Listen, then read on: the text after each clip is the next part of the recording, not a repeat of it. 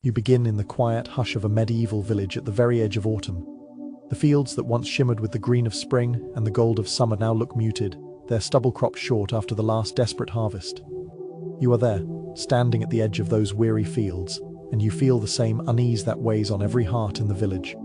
The grain this year was thin, the ears smaller than you remember, and the stalks bowed not with fullness, but with weakness. You understand, deep down, that this winter will not be easy. Every morning, the sky has been studied with anxious eyes. Villagers, young and old, lift their faces upward to read the shifting clouds. Sometimes the horizon is crowded with thick, leaden shapes, pressing down as if they carry storms still waiting to burst. At other times, the pale blue above feels too empty, offering no promise of gentle rain, no sign of nourishment. You notice the way neighbors whisper about the sky as though it hides secret intentions. There is a silence in the fields now, and that silence unsettles you more than the calls of birds ever did. When you step into the granary, the truth reveals itself in hollow echoes. Wooden bins that once stood tall with kernels now look low, and the sound of a handful of grain poured from one sack to another is sharp, small, almost pitiful. Men count each sack with care, stacking them like precious jewels, measuring not in bushels but in nights of survival. You see calloused hands press on coarse linen sacks to test their weight, and the sigh that follows is quiet, resigned. One neighbor runs his palm along the wooden beam of the storage loft as though by stroking it he might coax it to fill again. You feel the same longing and the same ache.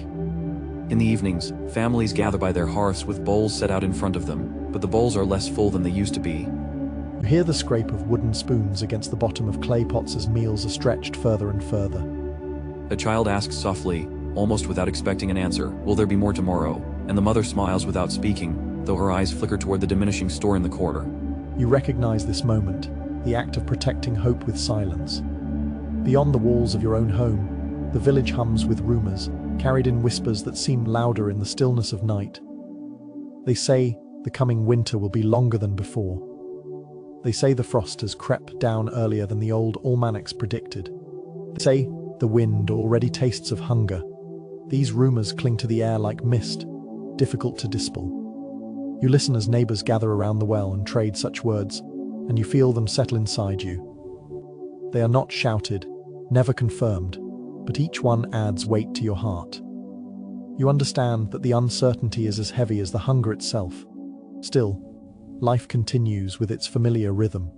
The church bell rings, its sound steady, reminding you of order and faith. You join others in prayer, your head bent, your lips murmuring the same words they always have. The stone walls echo with chants, low and steady, as though the voices themselves are another kind of harvest of hope, carefully gathered and stored. You do not know if these prayers will bring a milder winter, but you cling to them as you would cling to a crust of bread. They are nourishment for the spirit, if not the body. At dusk, you sit outside the cottage door, the cold air already nipping at your hands, and you look over the fields again. The double glows faintly in the fading light, and beyond it, the forest looms, dark and thick. You know that when the grain is gone, the forest will be the next place you turn, seeking nuts, roots, and bitter greens. You imagine the shape of nights to come, where footsteps will crunch on frost-hardened ground and breath will smoke like thin offerings into the air. Already, you feel yourself bracing for that.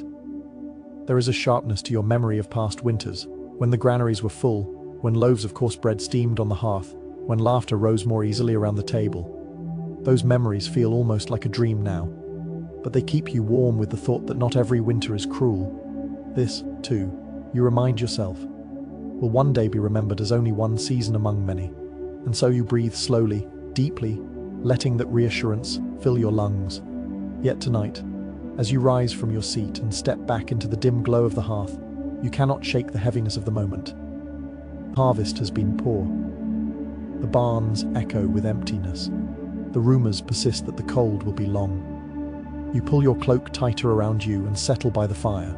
You let the embers speak softly, their crackle like gentle words, and you let your eyes rest on the quiet forms of your family nearby. Hunger has not yet taken away your togetherness. That, for now, is what sustains you. As night settles upon the village, you step inside your modest cottage. The walls are rough stone, the air faintly damp, and the glow of the hearth is the single light that pushes back the gathering dark. You Notice how the flame flickers gently, smaller than it once was, because every log of wood must now be counted, saved, stretched across long weeks ahead. The hearth is the heart of your home, and tonight it beats quietly, almost timidly. On the table, bowls wait for supper, but what fills them is less than you remember from years past. The pottage that once bubbled thick with barley and carrots now thins until it is little more than broth. A single crust of bread lies beside the pot, rough and dark, baked from flour stretched with cumin bark. It is not much, but it is all there is. You hear the scrape of a wooden spoon as the pot is stirred, the liquid swirling in wide circles as though trying to make itself appear more plentiful. When the food is portioned out, silence accompanies each ladle. You watch as the bowls are set before your family. The children bend forward eagerly, their spoons clinking, their faces serious. For a few moments there is only the sound of sipping. Then, soft as the whisper of the fire, comes the question you dreaded. A small voice, fragile but insistent, asks, "Will there be something to eat tomorrow?" The words hang in the air, heavier than the smoke from the chimney. You see the mother pause, her spoon still in her hand. She smiles faintly, trying to hide the ache in her eyes, and replies not with words, but with a quiet pat on the child's arm. Hope must be carried silently when answers cannot be given. The father, weary from the fields, takes the bread in his hands. The loaf is hard, the crust splitting beneath his thumbs. With care, he divides it into 4 thin slices, each one smaller than the palm of his hand. He lays them gently before his family, each portion equal. No one complains, no one dares to ask for more. You see the seriousness with which they receive this gift, as though each crumb carries weight beyond its size. The act of sharing, though simple, becomes a ritual of survival. Later, as the bowls are emptied and licked clean, the fire burns lower. You retreat to your straw bed, drawing a thin blanket over yourself. The room grows quiet, but not silent.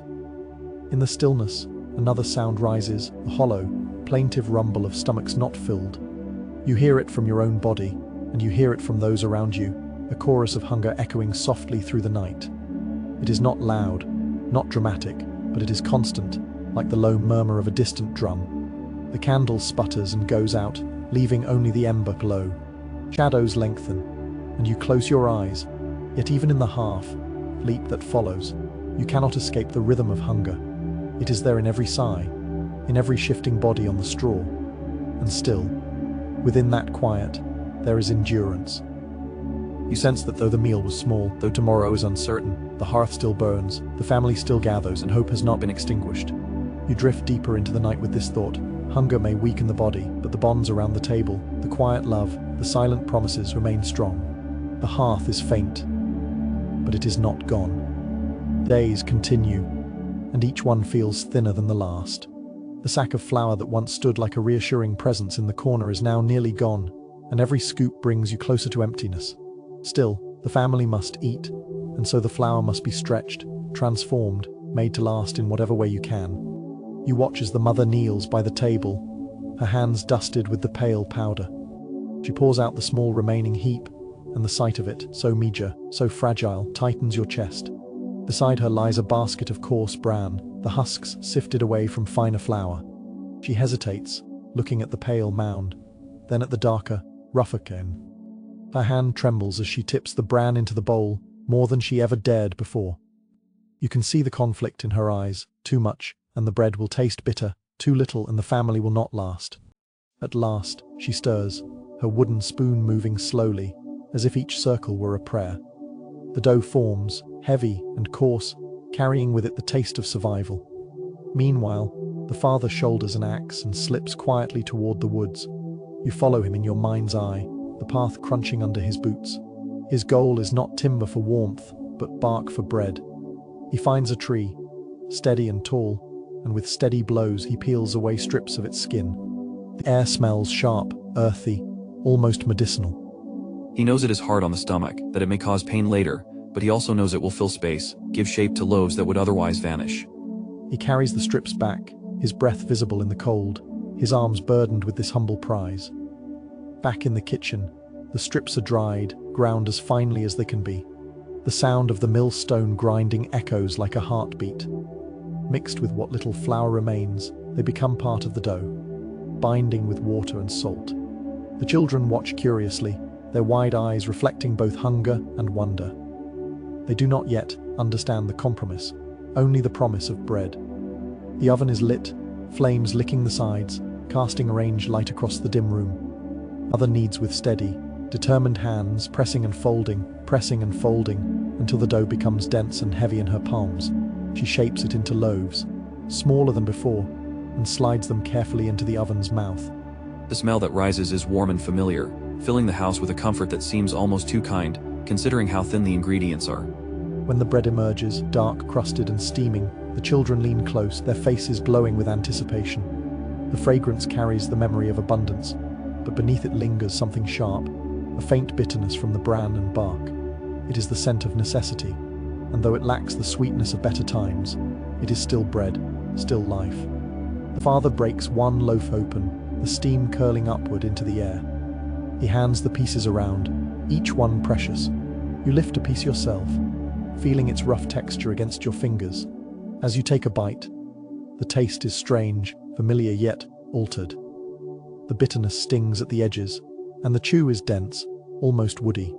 Still, the warmth spreads through your body, and the hollow ache inside you quiets. Round the table, no one complains. The children chew carefully, their eyes bright with gratitude even as their mouths work harder than before. The mother smiles faintly, relieved to see them eating, even if she knows the bread is harsher than she wished. The father eats silently, his expression one of quiet pride that he could bring something back, even if it came from the bark of a tree. As the night deepens, the loaves are stored carefully, wrapped and hidden away as though they were treasures. They will not last long, but they are something against the hunger, something to keep hope alive. You lie down with the taste still lingering on your tongue, the mix of warmth and bitterness a reminder that survival is not sweetness, but endurance. And as you close your eyes, you realize that even in this bitterness, there is strength. The bread may not be what it once was, but it carries the story of resilience, of hands that will not stop kneading, of hearts that will not stop sharing. With that thought, you drift quietly into rest. When the bread grows thin and the grain jars nearly empty, you turn your gaze outward, toward the untamed edges of the village. There, where hedgerows meet the path and the forest presses close, nature still offers her gifts, though they are sharp, bitter, and often unkind. You walk slowly along the borders of fields, your basket light in your hand, your eyes searching for anything green enough to ease the hunger at home. The hedgerows are thick with tangled vines, thorny twigs, and leaves of every shape. Some are safe, remembered from childhood for their sharp but edible taste. Others carry danger, their beauty concealing poison. You crouch low, fingers brushing over a patch of broad leaves that seem familiar. For a moment, you almost pluck them, but a voice calls out, an elder woman of the village, bent with age but sharp with memory. She shakes her head, her wrinkled hand raised, and tells you those leaves bring sickness, not nourishment. Your fingers draw back quickly, and a chill runs through you, not from the air, but from the knowledge of how easily a mistake could have cost a life. You move on, guided now by the wisdom of those who have walked these paths for decades. Licorice, nettle, sorrel, these are names spoken softly, with reverence, as though they are companions in hardship. Each plant you gather carries a taste that is far from pleasant, but you know it will fill bowls, will thicken broth, will quiet the gnawing emptiness even if only for a time. The basket slowly fills with greens of every hue, dark leaves flecked with dew, stems tough and stringy, roots small and twisted. Back in the cottage, the hearth fire is coaxed awake once more. A pot is set above the flames, water poured in, and the greens tumbled into the bubbling liquid. The smell rises, sharp, earthy, almost sour. It is not the scent of feasts remembered, not roasted meat nor honeyed cakes, but it is something. The family gathers, waiting with quiet patience, each person leaning closer to catch even the faintest warmth of the cooking pot. At last, bowls are ladled. The liquid is thin, more water than substance, the greens floating like fragments of hope. The children lift their spoons hesitantly, tasting the first bites. Their faces wrinkle, their brows furrow, and you see the struggle in their eyes. The taste is bitter, harsh on the tongue, a far cry from the sweetness of milk or the comfort of bread. Still, with determination, they swallow, forcing the leaves down because hunger demands it. A quiet resolve settles in the room. Discomfort is endured for survival. You taste the broth yourself.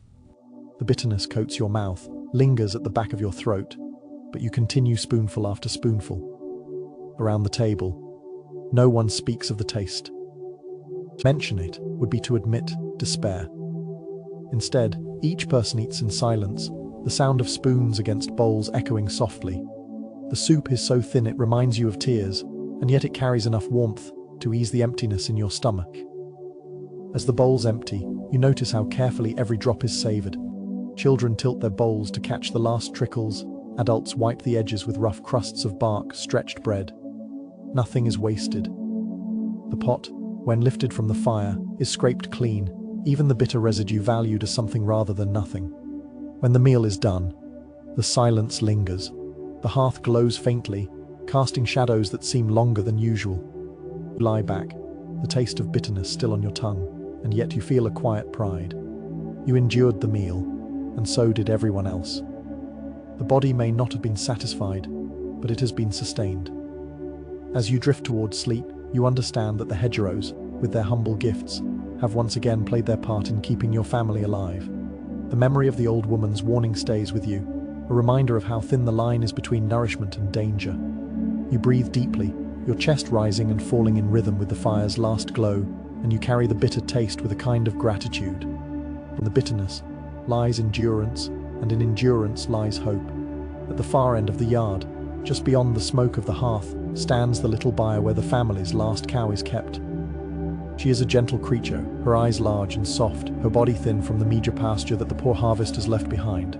Each morning you walk toward her, bucket in hand, and each morning you wonder if there will be enough. When you sit down to milk her, your hands steady and practiced, you notice how slowly the stream begins. The sound is faint, just a thin trickle against the tin bucket. You remember the days when the bucket would fill with froth in minutes, when the children laughed at the warm foam that clung to their lips. Now, each drop feels like a treasure. You stroke the cow's side gently, whispering encouragement, but her ribs are sharp under her hide, and her body trembles as if even this small effort costs her dearly. A pang of fear tightens in your chest. What if tomorrow she gives nothing at all? Back in the cottage, the family waits as you carry in the bucket. Its contents are pitifully small, barely covering the bottom. Still, the milk is warm, sweet, and nourishing. You pour it carefully into wooden cups, measuring by eye, dividing it with practiced fairness. The children's faces light up when the cups are set before them, but the smiles fade when they see how shallow the liquid is. One child sips quickly, then looks down at the empty cup, eyes brimming with longing. Softly, they begin to cry, whispering, "Just a little more, please." The mother, her heart heavy, takes her own cup and tips half of it into the child's, stroking their hair as she does so. No words are spoken. Sacrifice is as much a part of survival as the food itself. The father sits silently, his eyes fixed on the cow outside. Later that evening, as the fire burns low, he speaks of an idea that has been troubling him for days. If he were to sell the cow, he could buy grain enough to feed the family for weeks. But if he lets her go, there will be no more milk, no promise of calves, no steady trickle of nourishment each morning. The dilemma hangs in the air like smoke. The mother listens quietly, her hands folded in her lap, her expression thoughtful. The children, drowsy with weariness, do not hear the weight of the conversation. You, sitting there, feel the gravity of the choice. To sell is to gain briefly but lose forever. To keep is to risk hunger in the present, but hope for survival tomorrow. The decision is not made that night. Instead, the family moves closer to the hearth, sharing warmth from bodies pressed together. Outside, the cow shifts in her stall, the sound of her breathing a reminder of how fragile survival has become. You lie down, the faint sweetness of milk still on your tongue, and you understand how something so small can feel so vital. Sleep comes slowly, your thoughts circling around the cow, the bucket, the whispered debate. You see her soft eyes, you hear the hollow echo of milk in the cup, and you realize how precarious this balance has become. Yet even in that precariousness, there is gratitude, for the drops that still come, for the warmth that still nourishes, for the choice that has not yet been forced. As you drift into dreams, the byre and the hearth blur together, symbols of both fragility and endurance. The last cow stands quietly in the night, and with her stands the family's fragile hope. The hunger of a poor harvest does not weigh on one family alone. It spreads like the wind through the village, settling in every home, every cottage, every heart. In such times, coin loses some of its meaning. What matters now are objects, tools, clothing, anything that can be bartered for food. And so you find yourself in the village square, where the air is thick with quiet negotiations, where every exchange feels like a small act of survival. You stand near a stall where a farmer has laid out sacks of dried beans, their dull brown skins shining faintly in the pale sun. The family approaches hesitantly, the mother clutching a folded piece of cloth. She unwraps it slowly, as though it still carries the fragrance of the past, a wedding gown, woven of fine wool, once white and soft, now yellowed with time but still precious. Her hands linger on the fabric for a moment, her eyes distant, remembering the day she wore it. Then, with a trembling breath, she offers it forward. The stall, Ipa weighs it with his gaze, then shakes beans from a sack into her basket. Only a small portion, hardly enough for a week. Yet she accepts it, her lips pressed tightly, because beans will keep her children alive in a way memory cannot. You watch this moment quietly, feeling the weight of sacrifice in your own chest. Nearby, another exchange grows tense. Two men stand over a scale, one holding a small pouch of barley, the other offering firewood. The weights tip back and forth, the grains sliding uncertainly. Accusations slip from their lips in sharp whispers. The measure is false, says one. You cut the wood too thin, says the other. For a moment, voices rise, hands gesturing sharply. The crowd stiffens, every face turned toward the possibility of conflict. But then, as though wariness overtakes anger, both men fall silent. One nods stiffly, the other presses the pouch of barley into waiting hands. Exchange is made, grudging but complete, for hunger is stronger than pride. On the edge of the square, you notice a child. Their basket is empty, so light it seems like it carries only air. Yet they walk from person to person, holding it out with both hands, whispering soft offers, a wooden toy in exchange for an onion, a bit of thread for a crust of bread. At first, many turn away, shaking their heads, for they too have little to spare. But finally, an elderly woman pauses. She looks at the child's wide eyes and trembling hands, then slips a single carrot into the basket. The child's face brightens, and they clutch the basket close, as though it now holds a treasure beyond price. You remain in the square for hours, watching the flow of goods and needs, woolen scarves for beans, iron nails for cheese, broken comb for a sprig of herbs. Nothing is wasted, and nothing is considered too small to matter. Each trade is a reminder that survival is not achieved alone. It is built on the quiet willingness of neighbors to share, to barter, to exchange not only goods but trust. As the day wanes, you carry home a small bundle yourself, a handful of peas gained by parting with a piece of cloth, a length of rope traded for a pot of nettles. The bundle is not heavy, but it feels significant. You enter the cottage, the family gathers eagerly, eyes wide at what you bring. You set the items down, and the room fills with a momentary sense of relief. There will be food tonight, and perhaps tomorrow as well. Later, when the hearth burns low and the village grows quiet, you think of the gown, the quarrel, the child's empty basket. These images linger, reminding you that hunger reshapes not only meals, but memories, not only bodies, but bonds. And yet, in the hush of night, you feel a small comfort. Even in hardship, the village still trades, still shares, still finds ways to endure together. The barn once stood as a symbol of security. Its wooden doors groaned under the weight of sacks piled high, and the air was rich with the scent of straw, hay, and grain. But now, as you push the door open, what greets you is emptiness. The air feels colder here, the space echoing in a way that unsettles the heart. You step forward, and your footsteps sound too loud, bouncing back against bare beams. The barn is not full anymore. It is hollow, like a chest that has forgotten how to breathe. A draft pushes through the cracks in the walls, and the wind whistles sharply. The sound weaves between rafters, rising and falling like a voice not quite human. It carries a chill with it, a reminder that winter has already laid its claim. You stand in the doorway and listen. To some, it may be just the wind, but in the silence of hunger, it sounds like a haunting song, a hollow lament for what has been lost. You pull your cloak tighter, as though the fabric could shield you from the sound. At the far end of the barn rests a great clay jar, once brimming with grain. You kneel beside it, your fingers trembling as you reach inside. The rough clay scrapes your skin as you dig deeper, further, hoping to feel the soft curve of kernels beneath your touch. Instead, your hand closes around dust and fragments. Only when your fingers scrape against the very bottom do you find a few scattered grains, hidden like stars in a dark sky. You gather them carefully, lifting them into your palm. The sight of them, so few, so fragile, fills you with both gratitude and sorrow. They will not make a meal, but they are proof that something remains. Behind you, children enter, their faces curious. They see the emptiness of the bins, the bare boards where sacks once leaned.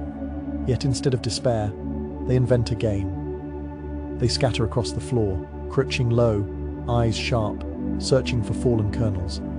Each time one is found glinting like a gem against the straw, they cry out with triumph. Their laughter rings thin, but earnest, filling the barn with a sound brighter than the wind. You watch as their small hands close over single grains, holding them high like trophies. Hunger has transformed necessity into play, and play into survival. When the children have collected all they can, they gather around you, their palms open to show their treasures, a handful of grains, perhaps too small to cook, but enough to be cherished. You sweep the grains into a cloth, tie it carefully, and tuck it away as though it were gold. The children smile, satisfied with their game, unaware of the sorrow in your heart. You envy their ability to see joy even in scarcity. As you leave the barn, the doors creak and close with a heavy sigh. The hollow space remains behind you, filled only with wind and memory. You know that this emptiness will not be easily forgotten. The barns once held the promise of life through the winter. Now they hold only echoes. Still, even echoes remind you of what was, and what may return again. That night, when you lie beside the faint glow of the hearth, you hear the sound of the wind pressing against the barn's timbers. It is not a comforting sound, but you let it carry you into sleep all the same. In your dreams, the barns are full again, the sacks heavy, the jars overflowing. You wake with the memory of abundance, and though reality is harsher, the dream sustains you with its gentle warmth. The nights when hunger pushes you beyond the safety of daylight. The fields have been stripped, the barns echo with emptiness, and the hedgerows yield only bitterness. So, when the moon climbs high and spills its pale light across the ground, you gather a small group and step into the forest. The path is quiet except for the crunch of frost beneath your feet and the distant rustle of branches overhead. Each step feels cautious, as though the forest itself is watching. The air is sharp and cold, but the silence is heavier still. Your eyes adjust slowly to the silver light. Shadows stretch long, twisting into shapes that seem alive. You carry baskets, their bottoms lined with straw, hoping to return with something: roots, nuts, berries clinging stubbornly to the end of the season. Hunger does not respect the hour. As you bend low to the earth, brushing aside leaves, you are not alone. In the distance, another figure bends as well, their cloak pale against the dark undergrowth.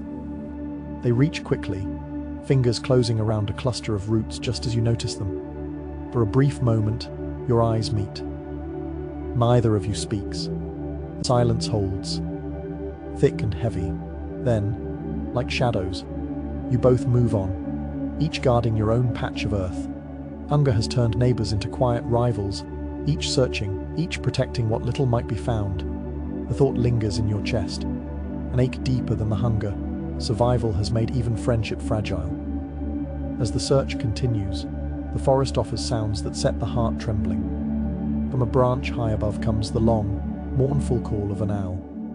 The sound cuts through the stillness, eerie and commanding, as though it were not a bird but a spirit of the woods warning you away. Some whisper that owls are omens, their voices carrying messages from the other world. The group stiffens, glancing upward, hands frozen in mid-ocean. You feel the old stories, stirring, of forest gods, of punishments for stealing too much. For a heartbeat, you wonder if the owl is a sign that you should leave the roots in the ground. Yet hunger presses you forward, and so you keep searching, whispering a prayer under your breath as if to ask forgiveness.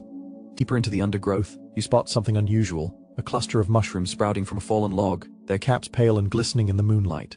They look plump, full of promise, but you hesitate. Some mushrooms are food, soft and savory. Others carry poison, invisible and silent, more dangerous than an empty stomach. The group gathers close, eyes fixed on the cluster, breaths held. One suggests they might be safe. "Me grandmother once cooked mushrooms like these." Another shakes their head, warning of sickness. Debate flickers back and forth in whispers. The decision heavy as stone. In the end, you choose caution. You leave the mushrooms untouched, though their pale glow tempts you even as you walk away. Better to carry hunger than to risk death. At last, the baskets hold a small collection of roots, rough and twisted, and a few handfuls of nuts pried from the earth. It is not enough to fill bellies, but it is enough to stretch the days. As you turn back, the moonlight leads you home, your breath white in the night air. The forest behind you seems to sigh, its branches swaying in slow rhythm, as though it, too, has played its part in your survival. Back at the cottage, you spread the finds upon the table. The roots are scrubbed clean, the nuts cracked open with careful fingers. The meal that follows is plain, earthy, and thin, but it is something. And as you sit by the hearth, the memory of the forest lingers, the silent rival gathering roots, the owl's haunting cry, the pale mushrooms left behind. These images drift with you into sleep, reminders of how close survival stands to peril, and how, even in the darkness, you carry both fear and hope together. The pottage has always been the center of the medieval table. Thick and steaming, it once carried barley, beans, bits of meat when they could be spared, and herbs from the garden. Each day it simmered slowly in the iron pot over the hearth, its warmth spreading into every corner of the home. In the hunger of a poor harvest, even pottage must be thinned until it is hardly more than flavored water. You watch as the mother tends the pot this evening. She stirs slowly, her wooden spoon tracing patient circles. When no one else is looking, she lifts the lid of a jug and pours in more water. The sound is soft, a hush that only you notice, as though she is trying to keep the act a secret even from the fire itself. The broth swirls, the color lightening, the thickness dissolving into something far more fragile. She pauses for a moment, her face shadowed by the glow of the hearth, as if she feels the weight of her choice. Better to stretch the pot another day than to empty it too quickly tonight. When the bowls are set out, the children gather eagerly, spoons ready. The steam rises, and for a moment it smells like comfort. But when the first sip is taken, a small voice breaks the silence. Why is it just water tonight? The question is innocent, but it pierces the room. The mother smiles gently, brushing back the child's hair, and says nothing. Her eyes flicker toward the pot, toward the thin broth, toward the secret only she and you share. The others shift quietly, and the meal continues, the question left unanswered. Spoonful after spoonful is lifted. The broth tastes faintly of beans, faintly of herbs, faintly of yesterday's meal, but mostly of nothing at all. The aroma that once filled the house has grown so faint that it feels more like memory than presence. Still, no one speaks of disappointment. Instead, each person pretends. They chew the softened greens as though they are rich with flavor. They sip the broth as though it nourishes fully. Even the father, his face drawn with fatigue, makes a small sound of approval, as though to encourage the others. The pot is scraped clean at the end of the meal, every drop treasured. Children tilt their bowls, chasing the last trickles with their spoons. A crust of bark, stretched bread wipes the bottom, leaving nothing wasted. Hunger teaches gratitude even for thin water with the faint shadow of beans. Later, as you sit near the hearth, the fire low and flickering, you think about the taste still on your tongue. It is not satisfying, not filling, but it carries something else, the quiet determination to endure. The mother adds water because she must.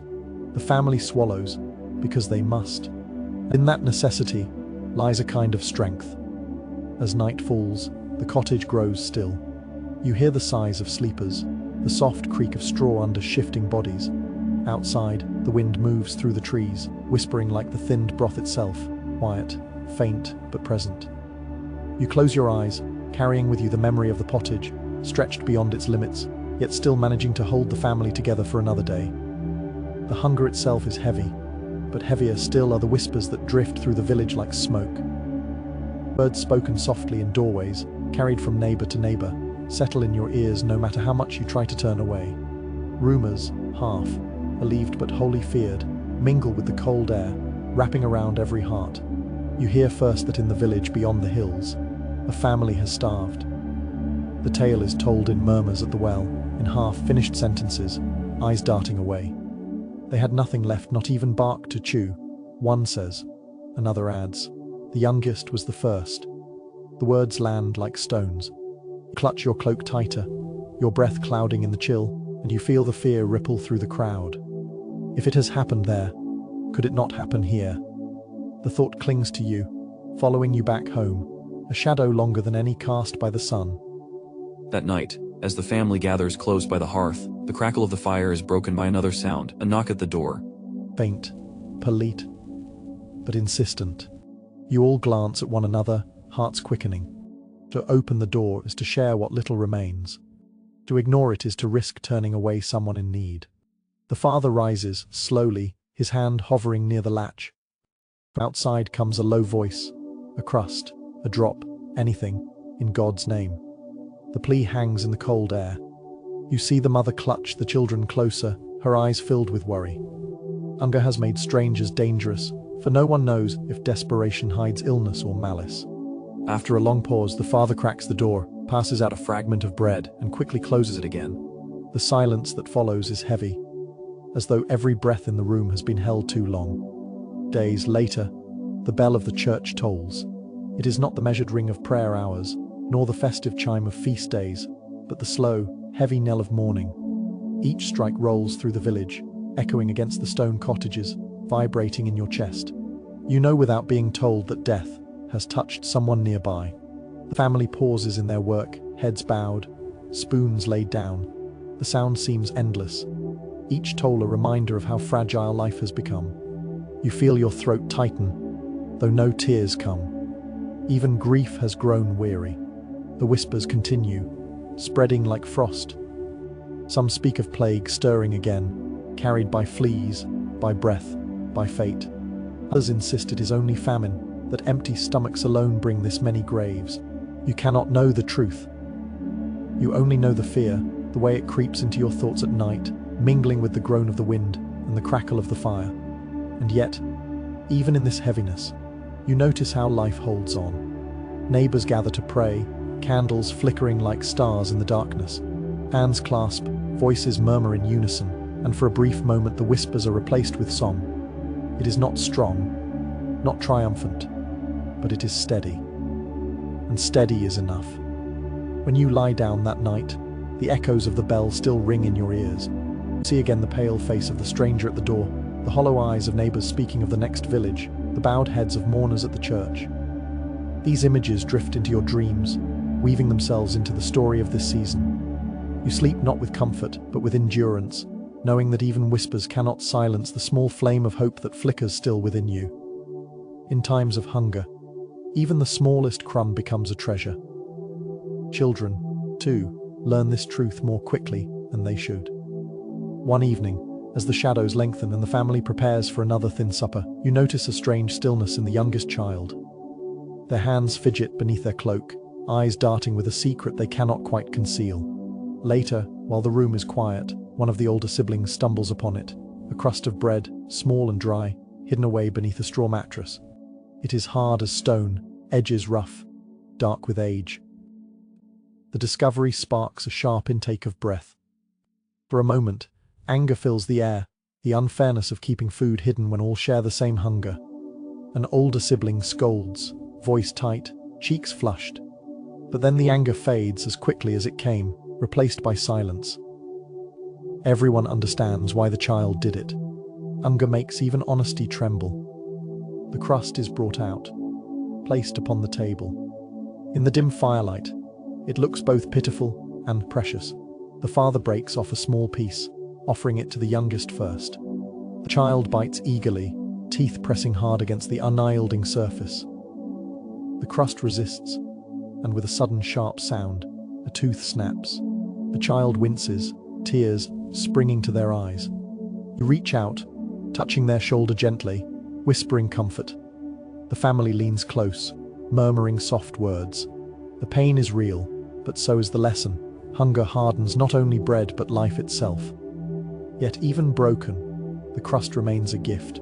The father divides what is left into pieces, no bigger than a fingernail. Each member of the family takes one, chewing slowly, letting the flavor linger as long as possible. It's not enough to fill, not enough to satisfy, but enough to remind you of what bread once was. The rough edges scratch the mouth, the taste is faint and stale, but still, it is shared. And in that sharing lies its true worth. The youngest child, still sniffling, leans against the mother's side. She strokes their hair, her touch a promise that no secret is needed, that whatever food comes will be shared. The older siblings, who moments ago felt anger, now feel only tenderness, guilt washed away by the sight of the crust divided fairly. When the fire burns low and the family settles into silence, you think of the crust again. It was small, brittle, almost nothing. Yet it carried the weight of hope, of secrecy, of longing, of pain, and finally of unity. You close your eyes and drift into sleep with the taste still on your tongue, dry, faint, but meaningful. Hunger may hollow out barns and thin the pottage, but it cannot strip away every kindness. In the quiet lanes of the village, acts of generosity appear not with trumpets or songs, but in whispers, in secret hands, in gestures so small they might be missed if you were not looking closely. Yet those gestures are what keep the heart alive when the body is weak. One morning, as you walk along the lane, you see an elderly woman shuffle past. Her cloak is patched, her steps slow. She pauses beside a neighbor's door, glancing left and right as if the air itself might be watching. From her sleeve she slips a small onion, rough-skinned and dry, pressing it into the hand of the woman who opens the door. No words are exchanged, only a look, mixture of shame and relief. The onion disappears into the folds of a skirt, and the door closes softly. You continue on, moved by the sight. Something so small, carried in silence, feels larger than any feast. Later that day, children gather near the well, their laughter thinner than usual. One boy holds a carved wooden top, its paint chipped but still bright when spun. Another child, clutching their belly, eyes the toy longingly. With a quiet voice, they offer a potato in exchange. The trade is made quickly, almost shyly, the toy for the tuber, joy for sustenance. The boy who walks away with the potato cradles it like treasure, while the other sets the top spinning on the stones, smiling faintly despite his own hunger. Watch them both, struck by how even play and survival can be woven together in such fragile balance. Night falls, and the village grows hushed. You lie awake in the cottage, listening to the crackle of the hearth, when faint footsteps pass outside. Curiosity draws you to the door. Through a crack, you see a shadowed figure approach the home of a poor family. The figure bends, sets down a clay pot, and slips away into the darkness. When the door opens minutes later, a hand reaches out and grasps the pot. It is filled with beans, plump and whole. The poor family does not call out, does not ask who left it. They simply bring it in, eyes shining in the candlelight. Perhaps it came from a wealthier household, ashamed to give openly but unwilling to keep plenty while others starve. In that silent exchange, dignity is preserved and hunger is eased. You return to your bed, warmed not by food but by the knowledge that kindness still lingers, even in the harshest seasons. The memory of the onion, the potato, the hidden pot of beans weaves through your thoughts as you drift towards sleep. Hunger remains, but it is softened by generosity, by the quiet understanding that no one suffers entirely alone. When the body is hungry, the mind begins to weave its own meals. Dreams grow rich when cupboards are bare, and the imagination paints feasts on the canvas of memory. In these long nights of scarcity, the family speaks softly not of what is eaten but of what once was, what might be again, and what they hold in their hearts like hidden treasure. One morning, a child wakes with wide eyes and a trembling smile. They whisper of a dream where a table stretched as far as the eye could see, covered with loaves of golden bread and pies dripping with honey. Bowls of milk overflowed, and sweet cakes towered like castles. Their small voice quivers with excitement as they describe reaching out for a piece of honey cake so soft it melted in the hand. Around them, the others listen with quiet longing, their lips curving into faint smiles. For a moment, it feels as though the dream itself has fed them, if only in spirit. That evening, when the fire burns low, the father begins to speak. His voice is heavy, but gentle, carrying the rhythm of memory. He tells of a festival from years past, of long tables set beneath banners, of meat roasting over flames, of laughter rising into the summer sky. His words are vivid, so vivid that you can almost smell the fat dripping onto embers, hear the crack of crust as bread was broken, taste the sweetness of ale passed around in jugs. But as his story deepens, his voice falters. The memory brings not only joy but sorrow. He pauses, eyes fixed on the fire, throat tightening as if the feast still lingers just beyond his reach. You feel the ache with him, the weight of plenty remembered in a time of want. The children are hushed, listening, eyes shining in the glow. For a while, no one speaks. Each person is lost in their own private feast, imagining butter melting over warm bread, imagining apples baked with spice, imagining the fullness of a harvest table. The silence grows thick, but it is not empty. It is filled with memory, with longing, with the sweetness of what once was. Though there is no bread in their bowls tonight, each member of the family tastes something nonetheless. They taste it in the mind, in the heart, in the echo of flavors that linger even when the tongue is dry. Dreams and memories become nourishment, not for the body, but for the soul. When the cottage grows quiet and the family drifts into sleep, the dreams return. In them, the tables are full, the plates heavy, the laughter loud. You, too, dream of abundance, of flavors forgotten. When you wake, though your stomach is still empty, you carry a trace of sweetness with you, as though the feast of dreams has left its gentle mark. The days had stretched dry and hollow, each one the same, grey skies, cold air and fields too brittle to yield anything more. The earth had cracked, and your heart with it. But one evening, as the clouds gather heavy in the west, a shift comes. You sense it before it begins, the stillness in the air, the way the birds grow silent, the smell of dampness creeping close. And then, at last, the sky opens. Rain begins to fall. At first it is only a whisper, faint drops tapping against the roof. Then it swells, steady and full, drumming like a song across the village. The children are the first to run out, their bare feet splashing in the forming puddles. They leap, twirl, and laugh, their voices rising higher than the rain itself. To them, the water feels like a festival, the gift of heaven arriving not with banners, but with silver streams. Their arms stretch wide, their faces upturned, their joy uncontainable. In their laughter, you hear the sound of hope made flesh. Behind them, the elders of the village step slowly into the downpour. Their movements are measured, reverent, as though they are stepping into a holy rite. You hear one whisper, voice trembling, "Chadengst." Another nods, eyes closed, hands lifted in prayer. The rain rolls down their lined cheeks, mingling with tears, but they do not wipe it away. They let it fall, let it soak their cloaks, let it wash over their frailty. It is more than water, it is forgiveness, promise, renewal. And then, from doorways and cottages, small bundles are brought forth, jars, baskets, sacks long hidden. Inside them lie seeds, precious and few, guarded through the leanest days. Families step into the fields, their shoes sinking into the softening ground. With careful hands, they scatter the seeds into the mud, pressing them down gently, whispering prayers over each handful. Some are beans, some barley, some peas saved from the corners of cupboards. They are fragile, but they are enough. In this mingling of rain and seed lies tomorrow. The air grows thick with the scent of wet earth, a fragrance richer than any feast. It seeps into your lungs, filling you with a peace you had forgotten. You kneel in the mud, pressing seeds into the softened furrows, your fingers blackened, but your heart lightened. Around you, others do the same, the village united in one quiet motion.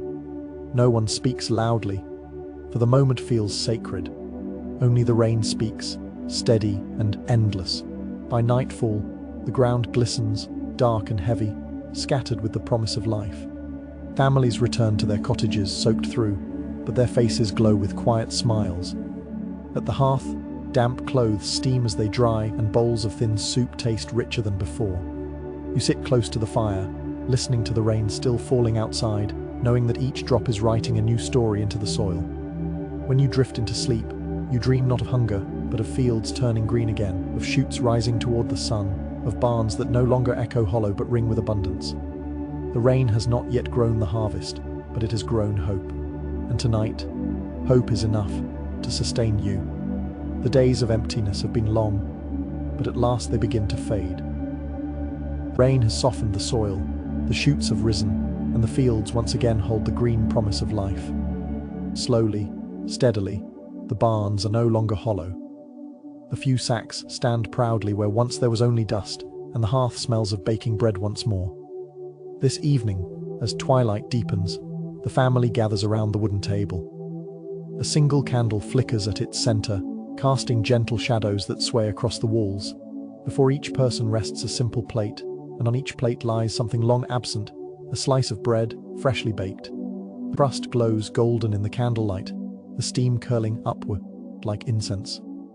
The room, though humble, feels transformed into a sanctuary. The mother takes up the loaf, still warm from the hearth. Her hands no longer tremble with the fear of rationing, no longer hesitate with each cut. With calm and quiet joy, she slices and shares. This time, there is no need to thin the portions to the point of invisibility. Each hand receives enough, and her smile, soft and steady, is the truest feast of all. You see the relief in her eyes as she lays down the final piece, as though a burden has finally lifted. The children bite eagerly, and laughter rises, real laughter, not forced. They chew without grimace, for the bread is not bitter with bark nor husk, but sweet with grain. One child hums softly through full cheeks, a sound so ordinary, so tender, that it nearly brings tears. You taste the bread as well. Its texture soft, its flavor full. It is more than food. It is a promise kept, a season endured. From outside, a new sound drifts through the evening air. The church bell rings, but not with the slow, sorrowful knell that once carried news of famine and loss. Tonight it peals bright and clear, a voice of thanksgiving. Each strike feels lighter, lifting the heart, carrying with it gratitude instead of grief. Families across the village pause in their meals, bowing heads, murmuring prayers. The bell becomes a chorus of survival, a song of endurance shared by all. Around the table, silence falls, but it is a silence filled with peace. The candle burns low, its flame steady. The bread is eaten, the bowls emptied, but the hunger no longer gnaws. Instead, there is fullness of stomach, of spirit, of home. You lean back, the warmth of fire and family wrapping around you like a cloak. As the night deepens, you step outside for a moment. The air is cool, but gentle. The fields stretch before you, dark but alive with the whisper of new growth. Breathe deeply, tasting the freshness, hearing the faint echo of the bells still lingering in the sky. For the first time in many months, you feel not only survival, but life. When you return inside, the family has drawn close to the hearth again. The fire crackles softly, the bread's scent still hanging in the air. You close your eyes and listen to the breathing of those you love, to the quiet strength of walls that have sheltered you, to the steady hum of life returning. And as sleep carries you away, you understand that this season of hunger has passed. Its memory will linger, etched in stories, but tonight the table is restored, the heart is light, and the future feels gentle once more. The famine has passed, but its memory lingers like the echo of a bell. You sit quietly, long after the last loaf has been eaten, and think of what the hunger has taught you. It showed you how fragile life can be, how quickly barns can empty and bowls can thin. Yet it also showed you strength in hands that knead bark into bread, in voices that whisper prayers in the dark, in children who laugh even while searching for fallen grains. You remember the nights when the pottage was little more than water, yet still it was shared. You remember the hidden crust beneath the straw, hard and brittle, yet divided with care. You remember the kindness of neighbors, the onion slipped from a sleeve, the potato traded for a toy, the jar of beans left in silence. Each act was small, yet together they formed a shield stronger than walls. Hunger carved sharp edges into every day, but it also carved out a deeper knowing. You came to see that survival is not only measured in food, but in love, in patience, in sacrifice. The famine pressed upon every heart, but it could not silence generosity. So, even in the harshest season, you were never truly alone. Now, as you breathe in the center fields once again turning green, you carry these lessons gently. They are not heavy, not bitter, but quiet reminders. To endure hunger is to discover resilience. To endure together is to discover grace. And with that, you rest, knowing that what was once unbearable has become part of the story that will sustain you for years to come. In time, the famine becomes a memory, softened at the edges like an old parchment. You speak of it in hushed tones, not with despair, but with reverence. Children who once played at searching for scattered grains now grow strong, and they listen to your stories by the hearth, their eyes wide with wonder. To them, the hunger sounds like a tale from another world. To you, it is still close, a shadow you carry gently. You tell them of the rain that finally fell, of the laughter that returned to the table, of the bell that rang in thanksgiving. You tell them of the bitterness of greens, of the hollow barns, of the stranger at the door. You do not tell it as tragedy, but as truth, a season of life, endured and overcome. The memory becomes a kind of abundance itself, a harvest of lessons gathered from hardship. And so the family table, once bare, is now rich not only with food, but with meaning. Each loaf of bread tastes sweeter because you have known bitterness. Each candlelit meal feels warmer because you have known the chill of emptiness. The famine gave you sorrow, but it also gave you a gift, the ability to see fullness in the smallest things, to taste gratitude in every bite. As the night deepens and you close your eyes, the memory of abundance settles gently within you. The hunger has ended, the story has been told, and in its telling, peace has come. Sleep drapes itself over you like a soft cloak, and you drift into dreams not of famine, but of fields forever green. Famine strikes, no cottage stands alone. You begin to notice this truth more clearly in the weeks after the rains, when survival has stopped being only a private struggle and has become the story of the whole village. Hunger has made every doorway, every hearth, and every hand part of one larger body. The bonds between neighbors, once hidden in ordinary days, now shine quietly in the dim light of hardship. The lanes of the village, once busy with carts creaking under the weight of hay, are quieter now. Still, you see signs of life, a woman carrying a small basket of beans to exchange for firewood, a man leading a thin goat to be traded for a few sacks of grain. At the well, women gather not only to draw water but to pass news: who has seen despair, who needs straw for their cow, who has fallen ill. Their voices are hushed, but their eyes carry both weariness and compassion. You realize the square has become more than a marketplace. It is the heart of survival itself. One morning, you witness a small drama unfold. A farmer, desperate and tired, tries to keep back a handful of grain from the common store. His hands shake as he hides the kernels under his cloak, thinking no one sees. But an elder notices. His gaze steady. For a moment, the air grows tense, the village watching as if waiting for anger to break loose. Yet instead of punishment, the elder places a hand on the man's shoulder and speaks gently. The grain is returned, and the farmer bows his head in shame. The village does not condemn him, for they all understand desperation. Mercy, too, is a bond. Another day, word spreads of a widow whose firewood has run out. The children are cold, their hands red from the frost. Quietly, neighbors begin gathering what they can, a few sticks here, a small bundle there. By evening, a neat pile rests at her door. She finds it when she steps outside, tears shining in her tired eyes. No one claims credit. No one speaks of it. The act itself is enough.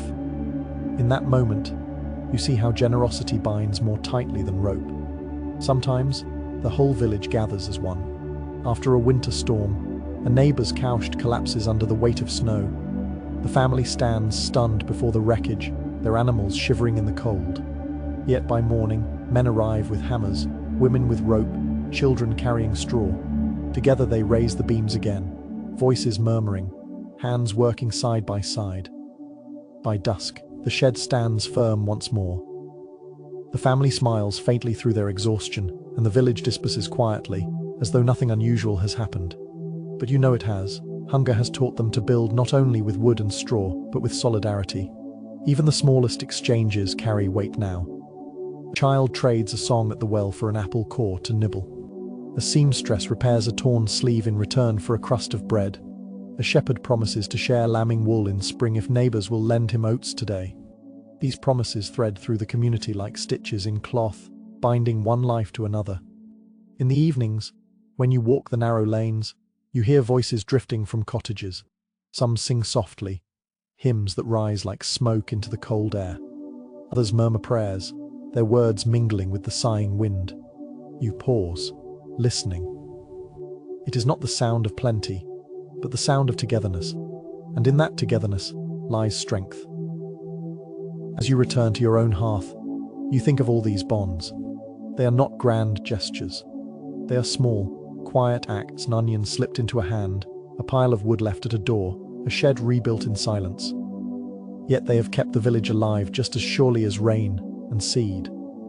Hunger may have emptied the barns, but it has filled the spaces between people with something more enduring, compassion. And so, when you lie down to sleep, you carry with you the sense that you are part of something larger. The village breathes as one body, suffers as one, and endures as one. The barns may be hollow, but the bonds are strong. And in that strength, you find the comfort to close your eyes, the peace to rest, and the hope to dream of seasons yet to come. The barns stood empty, and the bowls grew thin. Many in the village turned to faith as their last storehouse of comfort. The church, its bell tower rising above the thatched roofs, became more than a place of prayer. It became a refuge for the spirit. Its doors were always open, even when its granaries were not, and within its stone walls people found a warmth not born of fire but of shared hope. Each dawn, the bell tolled across the frost-laden fields. Its sound drifted through the mist like a steady hand upon the shoulder. You rose to its call, joining neighbors as they shuffled into the nave, their cloaks patched, their faces pale with hunger. The smell inside was of old wood, beeswax, and incense faintly burned. Candles flickered in their iron holders, their flames small yet steady, casting halos upon the walls. You bowed your head and let the chants wash over you, low voices weaving together like threads of cloth. For a little while, hunger was forgotten. In the monastery on the hill, life was pared down to its most simple rhythm. The monks lived by the hours marked by prayer and by silence. The kitchen produced no feasts, only bowls of thin vegetable broth, coarse bread, and fish when it could be caught. Yet even this meagre fare was shared, not hoarded. When beggars came to the gate, the monks broke their loaves and handed out portions with hands rough from labor, but gentle in spirit. You saw one novice, young and gaunt himself, slip his own portion into the hand of a woman cradling her child. His superior noticed, but said nothing. Generosity needed no reprimand. The church calendar guided even empty stomachs. On fasting days, when no meat or dairy could be eaten, hunger felt heavier, yet people obeyed faithfully. They boiled nettles, chewed crusts, and offered their discomfort as devotion. On feast days, when custom demanded celebration, the offerings were small, few apples, a thin fish stew, but the prayers were louder, the songs more joyful, for gratitude was not measured in fullness of belly but in the act of thanksgiving. One evening you remember clearly, a sick man was brought to the altar, his body trembling with fever. The villagers knelt, candles held in trembling hands, praying fervently that he would recover. Fear of plague hung in every heart, but the act of gathering, of voicing hope together, steadied them. The man survived, and though the sickness was only hunger, weakened blood, not plague, the people took it as a sign God had heard. Faith gave language to what could not be explained. Some whispered that the famine was punishment for sins, others said it was merely the turning of the earth, a season to endure. Yet all agreed that prayer was as necessary as bread. You recall kneeling on the cold flagstones, your knees aching, your stomach hollow, yet your lips moving in rhythm with the others. The words themselves became nourishment. On the feast of Saint Martin, though the village had little, they still lit lanterns and processed through the lanes. Children carried candles in turnip shells, their glow bobbing like stars in the night. At the church door, the priest blessed the people, sprinkling holy water that mingled with the damp rain on their cloaks. There was no roasted goose that year, no tables heavy with food, but there was song sweet and solemn, and in that song you felt fuller than you had in weeks. Even in private, faith was present. Mothers whispered prayers as they stirred thin broth, fathers crossed themselves before cutting the last loaf, children recited psalms before bed, their voices soft as the crackle of the hearth. Belief wove through every action, like thread binding torn cloth. As you sit now by the fire, you recall how faith carried you when nothing else could. It was the invisible bread that filled the empty spaces, the unseen water that soothed parched spirits. The famine tested the body, but faith steadied the soul. You realize that even as hunger carved sharp lines into every face, it also carved deep roots of devotion, roots that would remain long after the hunger had passed. When you finally lie down to sleep, you feel those roots within you still. You close your eyes and hear the bell again, not tolling for loss this time, but for prayer, steady and calm. Its echo guides you gently into dreams, reminding you that even in scarcity, the spirit found abundance. The famine ended, yet its story did not fade. Around the hearth, long after barns had filled again and bread once more steamed on the table, families retold the tale of hunger. It was not spoken as tragedy, but as memory, a thread woven into the fabric of life, passed from parent to child, generation to generation. You picture the scene clearly. The fire crackles softly, shadows dancing along the walls. Children gather close, their faces glowing in the candlelight, eyes wide with curiosity. Their bellies are full, their hands sticky from honey cakes, yet they listen with rapt attention as their elders speak of times when such sweetness was unimaginable. The story is told slowly, each word measured like the careful sharing of food in the hardest days. Mothers describe the bread stretched with bark and bran, how each loaf was heavy and bitter, yet still precious. Fathers recount how barns stood hollow, how wind sang through empty rafters like a ghostly choir. Grandmothers tell of the bitter greens gathered from the hedgerows, the way even nettles became salvation. And all speak of the rain, how its fall was like grace itself, how seeds planted in mud became symbols of renewal. The children gasp, marveling that their own parents once knew such hardship. Out of these memories grow quiet rules, laws of the home formed not by kings or councils, but by hunger itself. Never waste a crumb. Always store seed before feasting. Pick clean the fields, for even the smallest grain has worth. You recall how mothers bent to gather crumbs from the table, how fathers smoothed every sack of grain in the loft, how children learned to cradle crusts as though they were jewels. These habits remain, softened into tradition, carried even into days of plenty. There are lessons, too, about caution. A father teaches his son how to tell the difference between safe mushrooms and poisonous ones, holding a candle near their caps to watch how the flame bends. A mother shows her daughter the herbs that heal and the ones that harm, her hands steady as she points out each leaf. An old man tells how once he nearly ate the wrong root, and how it was only the wisdom of a neighbor that saved him. Such stories are warnings, folded into lullabies. Even small accidents become part of the law. A child once dropped a precious jar of beans, the clatter loud against the stone floor. The family gasped, hearts pounding, but instead of anger, they bent together to gather each bean, blowing away dust, saving what they could. The tale is retold again and again, not as scolding but as lesson. Even mistakes can be met with patience. Even loss can be softened with care. In time, written words join the spoken ones. Other records are recipes in shaky script, notes about stretching broth with herbs, about drying nettles for winter, about preserving apples in straw. She ties the pages with string and places them in a wooden chest. When she passes them to her daughter, it is not merely a book of food, but a legacy of survival. You imagine her hands trembling slightly, knowing that this gift carries more than instructions, it carries remembrance. Generations later, these lessons remain alive. A child who never knew hunger still brushes crumbs into a jar, because her grandmother once told her that every crumb matters. A boy who is never gone without still looks at the rain with reverence, because his father taught him that water is as precious as gold. Memory shapes habit, habit shapes life, and thus the famine continues to guide long after it has ended. And you, too, feel the weight and the gentleness of this inheritance. Carry it not as a burden, but as a light. The famine taught patience, gratitude, generosity. It taught that strength lies not only in barns filled but in hands willing to share, not only in bread on the table but in hope held steady through the night. As you sit by the fire, the story told once more to children drifting towards sleep, you sense its deeper truth.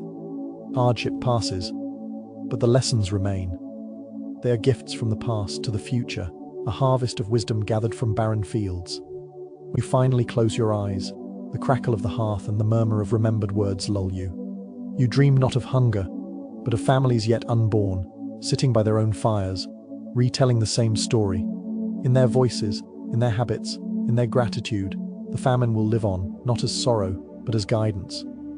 And with that thought, you rest, wrapped in the quiet certainty that memory itself can be a feast.